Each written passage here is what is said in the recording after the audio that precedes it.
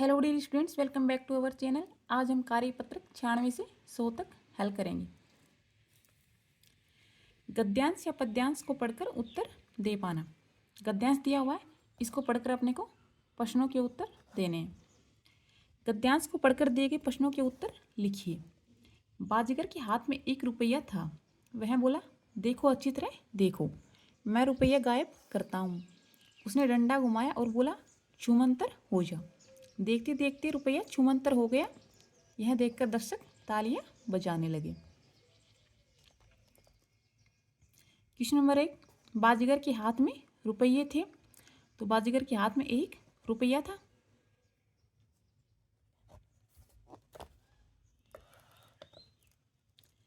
Question number 2, बाजीगर ने बोला, तो बाजीगर ने क्या बोला? छूमंतर हो जा। क्वेश्चन नंबर 3, जादू कौन दिखा रहा था? तो जादू बाजीगर दिखा रहा था। बाजीगर जादू दिखा रहा था।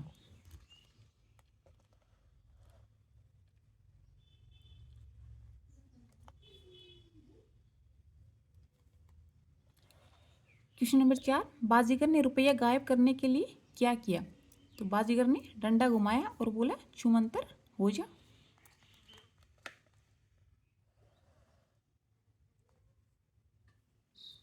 क्वेश्चन नंबर 5, दर्शकों ने ताली क्यों बजाई? क्योंकि रुपया छूमंतर हो गया था। क्योंकि रुपया छूमंतर हो गया था। क्वेश्चन नंबर 6, देखो अच्छी तरह देखो, मैं रुपया गायब करता हूँ। यह बात किसने कही? तो यह बात बाजीगर ने कही।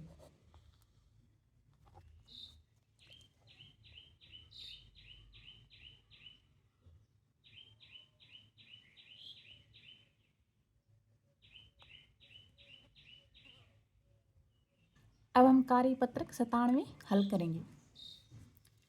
गद्यांश या पद्यांश को पढ़कर उत्तर दे पाना। गद्यांश दिया हुआ है, इसको पढ़ करके अपने को प्रश्नों के उत्तर देने हैं। निर्देश नीचे दिए गए गद्यांश को पढ़कर प्रश्नों के उत्तर दीजिए। चोर चोरी कर रहा था, खटका हुआ, घर वाले जग उठे। चोर घबराया, खिड़की से कूदकर गायब हो गया। लोगों ने कहा, अरे चोर अभी अभी तो था, एकदम छूमंतर हो गया। शोर सुनकर बच्चे जाग उठे। एक बच्चा बोला, चोरी करना बुरी बात है। क्वेश्चन नंबर 1, चोरी कौन कर रहा था? तो चोरी चोर कर रहा था। क्वेश्चन नंबर 2, चोर कैसे गायब हुआ? चोर खिड़की से कूदकर गायब हुआ।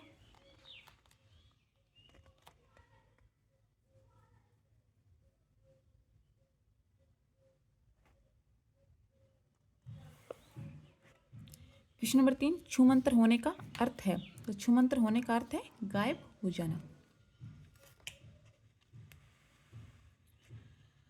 क्वेश्चन नंबर 4, लोगों ने क्या कहा?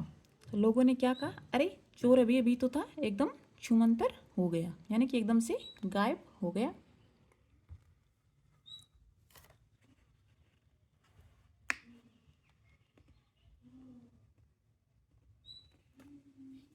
क्वेश्चन नंबर 5, एक बच्चा क्या बोला? तो बच्चा क्या बोला? चोरी करना बुरी बात है।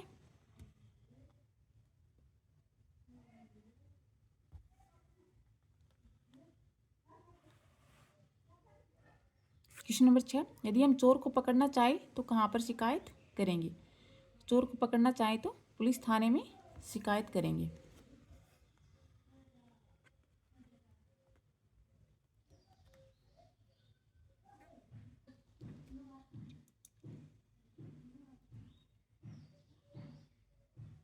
अब हम कार्यपत्रक 98 हल करेंगे। गद्यांश या पद्यांश को पढ़कर प्रश्न बना पाना। क्वेश्चन नंबर 5, नीचे दिए गए गद्यांश को पढ़िए और अपने मन से पूरे वाक्य में प्रश्न बनाइए। यानी गद्यांश दिया हुआ है, इसके आधार पर अपने को क्वेश्चंस बनाना है।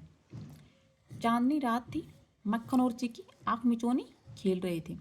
अचानक माँ ने पुकारा, जल्दी आओ, नाश्ता तैयार है। सब खेल छोड़कर नाश्ता करने दौड़ पड़े। रोशनी बोली, वाह, गरम गरम जलेबी, गरम गरम समोसे। जतिन बोला, मैं तो दूध भी लूँगा। इसमें क्वेश्चन बनाने हैं अपने को, तो क्या हो जाएगा? आँख मिचौनी कौन कौन खेल रहे थे। सेकंड क्वेश्चन क्या है, माँ ने उन्हें क्यों बुलाया। तो माँ ने उन्हें क्यों बुलाया, नाश्ता करने के लिए। क्वेश्चन नंबर 3, खेल छोड़कर सब कहाँ दौड़ पड़े। तो खेल छोड़कर सब नाश्ता करने के लिए दौड़ पड़े। नाश्ते में क्या क्या था। क्वेश्चन नंबर 5, दूध कौन पीना चाहता था। तो कौन पीना चाहता था, जतिन। तो अपने को गद्यांश दिया हुआ इसके आधार पे क्वेश्चंस बनाने हैं।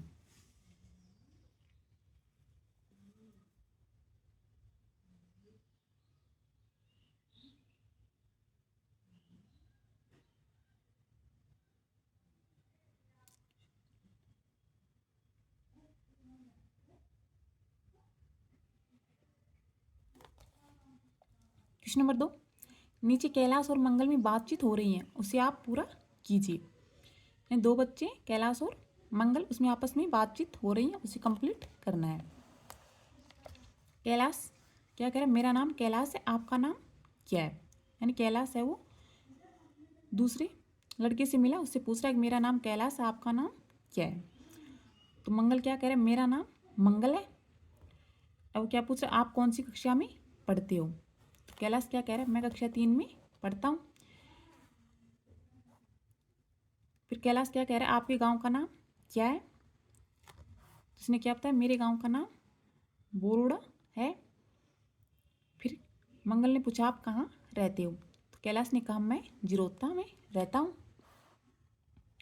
फिर आगे कैलाश ने कहा, क्या आप मेरे दोस्त बनोगे।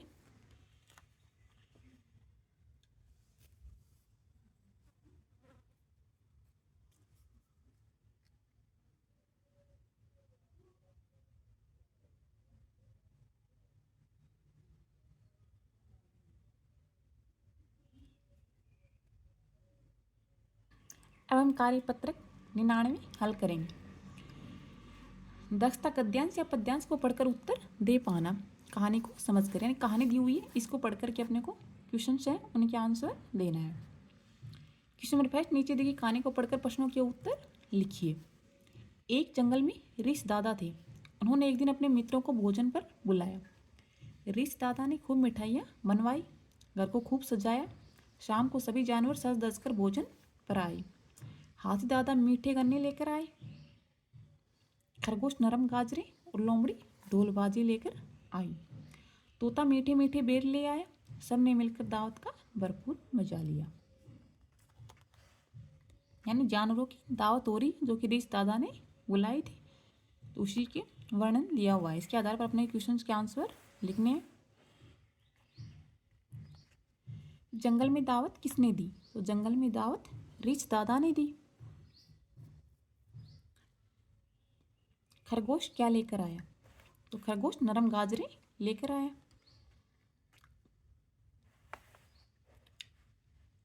ढोल बाजे कौन लेकर आया। तो ढोल बाजे लोमड़ी लेकर आई। ऋषि दादा ने भोजन में क्या बनवाया। तो ऋषि दादा ने भोजन में खूब सारी मिठाइयाँ बनवाई। आपको खाने में क्या क्या पसंद है। तो आपको खाने में जो भी पसंद है वो यहाँ पे लिखना है। खीर, पूड़ी, पकौड़ी, हलवा, सब्जी, पराठा, मिठाई। इसके अलावा आपको जो भी पसंद हो वो भी यहाँ पे आप लिख सकते हैं।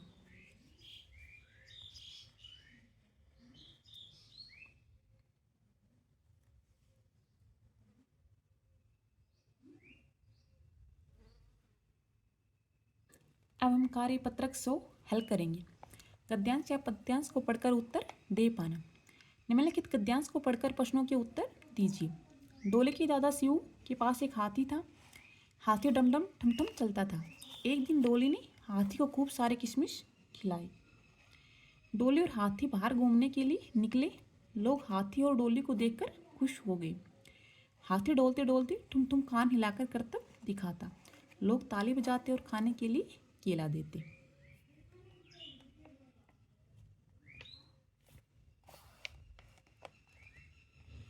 प्रश्नों के उत्तर एक वाक्य में दीजिए। डोले की दादा के पास क्या था।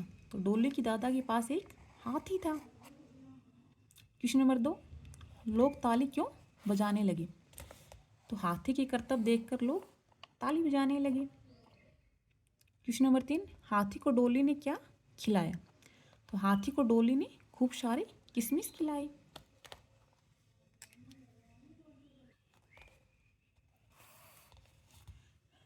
रिक्त खाली जगह स्थान भरो, यानी रिक्त स्थान दिए हुए उन पे अपने को भरना है।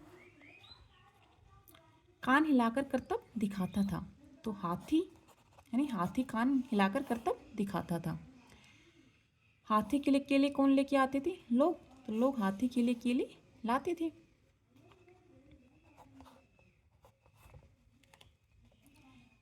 क्वेश्चन नंबर 6, इस कहानी को उचित शीर्षक दीजिए।